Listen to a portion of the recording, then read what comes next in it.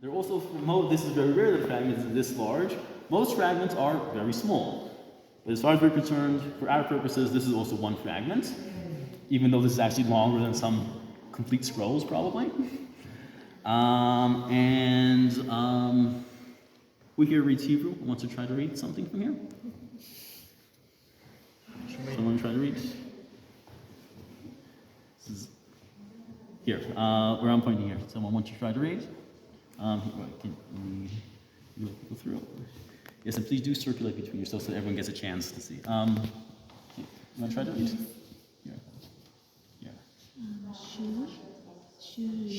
Shir le'alot Hamalot lidot David. Hannah.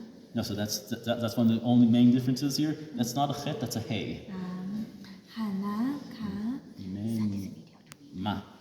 Hannah Tolocha Tov Ma.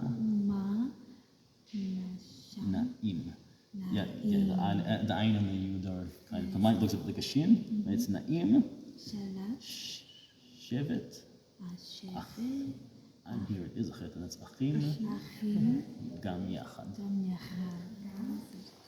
Yes, so this Shevet achim gam yachad. Yinema tov u'manayim shevet achim gam yachad.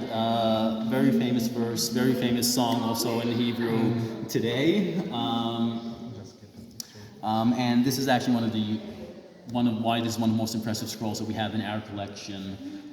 Very clear writing, can be read by basically anyone who, can be read by people who read Hebrew this day. That's not the case with most of the scrolls. Most of the scrolls there's some sort of difficulty in reading them, but this scroll specifically and a few others are a very high level of execution, and the form of the letters are very similar, almost identical to modern Hebrew as well.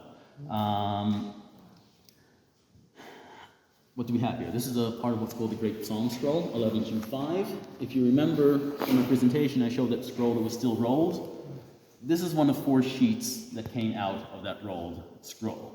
There were also other fragments of that same manuscript that weren't part of the rolled scroll. If you remember, I think you saw the video of this. You see here at the bottom, it's very dark, almost black color. Can't be read with the naked eye, but thanks to the infrared images from the multispectral camera, it actually can be deciphered and read. You see here, because we know this is a psalm scroll, we know more or less how much text is missing. So we know that basically we're missing about a third of the text at the bottom of the scroll. And the assumption is that at some point in the history of this manuscript, for some time, the bottom was probably in a puddle. And that's what caused the moisture, what we call gelatinization, to form at the bottom of the scroll and basically have the bottom part of the scroll disintegrate.